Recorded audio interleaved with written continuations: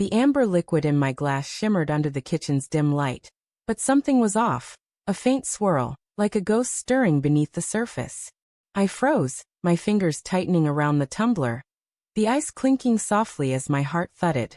Was it just the bourbon playing tricks, or had I seen it, a speck of powder dissolving into nothing? I glanced at Claire, my wife of 8 years, humming softly as she chopped vegetables across the counter. Her movements were too precise, too calm, like a performer aware of her audience. My chest tightened. Something wasn't right. Our marriage hadn't been a fairy tale lately. Claire's warmth had faded, replaced by a cool distance that crept in like frost on a window pane. She'd stopped lingering in bed with me, her laughter no longer spilling into our late-night talks.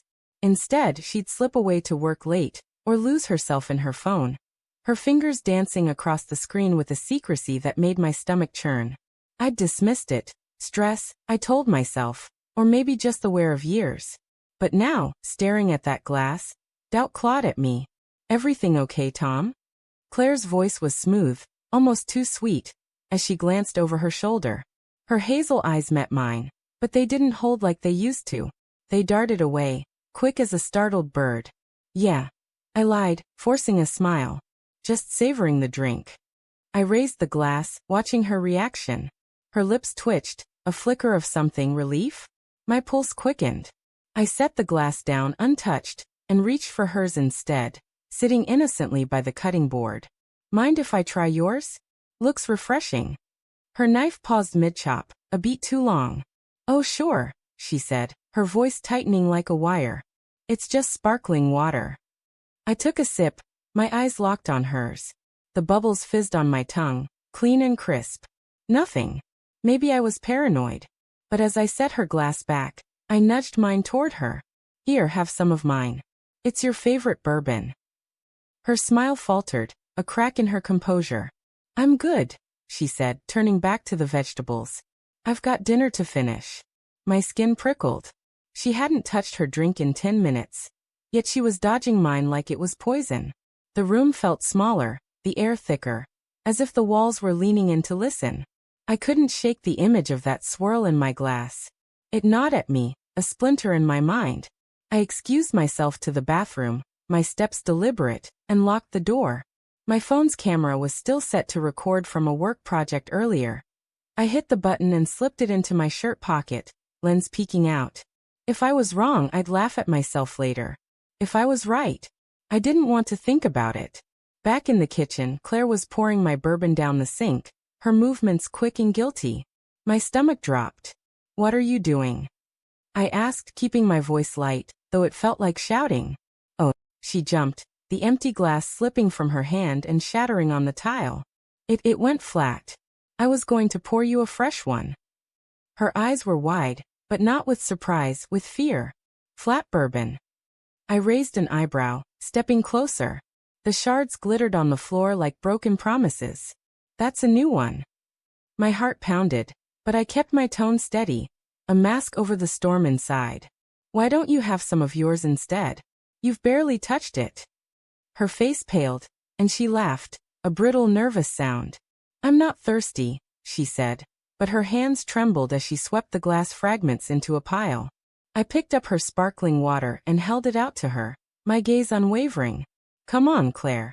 Just a sip." The silence stretched, heavy and suffocating. Her eyes flicked to the glass, then back to me, and in that moment, I saw it. The truth, raw and ugly, in the way her lips parted but no words came. "Tom, don't be silly," she whispered, but her voice cracked, and she stepped back, bumping into the counter. I set her glass down and picked up mine, the one she'd poured earlier, now refilled from the bottle on the counter. "Fine," I said, swirling it under the light. No swirl this time, but the memory of it burned in my mind. "Let's both drink. To us." I raised my glass, watching her closely. Her chest rose and fell too fast, her fingers gripping the counter's edge. I can't," she stammered, her eyes darting to the door. "I feel sick." She turned, but I was faster, stepping between her and the exit. "Claire," I said, my voice low, trembling with the weight of what I was about to ask. "What did you put in my drink?" Her face crumpled, and for a moment, I thought she'd cry. But then her shoulders squared, and she looked at me with a defiance I hadn't seen in years. "You're paranoid, Tom," she spat. "You're always looking for something to blame me for." "Then drink it," I challenged, holding out my glass. "Prove me wrong." She stared at the bourbon, her breath hitching, and then she grabbed it, her hand shaking so badly the liquid sloshed over the rim. She brought it to her lips, hesitated, and then drank, deeply, desperately, like she was trying to drown something inside her. My heart sank as she set the glass down, her eyes glassy, her movements already sluggish. "Claire." My voice broke. I didn't want to be right. But as her knees buckled and she sank to the floor, muttering incoherently, I knew. I knelt beside her, my hands shaking as I checked her pulse, steady, but slow. Whatever she'd used, it wasn't lethal. Not yet. "Why?" I whispered, my throat tight with grief and rage. She looked up at me, her eyes unfocused but sharp with something like regret. "I didn't want to hurt you," she slurred, her words heavy with the drug's weight. "I just needed you to sleep, so I could leave. With him." Him. The word hit like a fist, stealing my breath.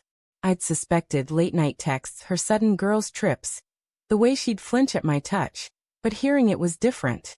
It was real. "Who?" I demanded, my voice raw. "Who is he?" "Mark," she murmured, her head lolling against the cabinet. "From work. I love him." The kitchen spun around me, the world tilting under the weight of her confession. Love. Not a fling, not a mistake, but love. I stumbled back, my hand brushing the phone in my pocket. It was still recording, capturing every word, every shattering moment. I forced myself to breathe, to think. She'd tried to drug me to slip away with him. She'd betrayed me in our own home, in the life we'd built together. I called an ambulance, my voice steady despite the chaos in my chest. As the paramedics arrived, I handed them the glass, the one she'd drunk from, and told them what I suspected. They took her away, her eyes half closed, her betrayal laid bare. I stood in the empty kitchen, the shards of glass still scattered on the floor, and pulled out my phone. I saved the recording. Every word of her confession preserved. The divorce papers were filed the next week. I didn't confront her about Mark, didn't need to. The recording was enough. Proof for the lawyers, for the court, for the part of me that still wanted to believe I'd been wrong.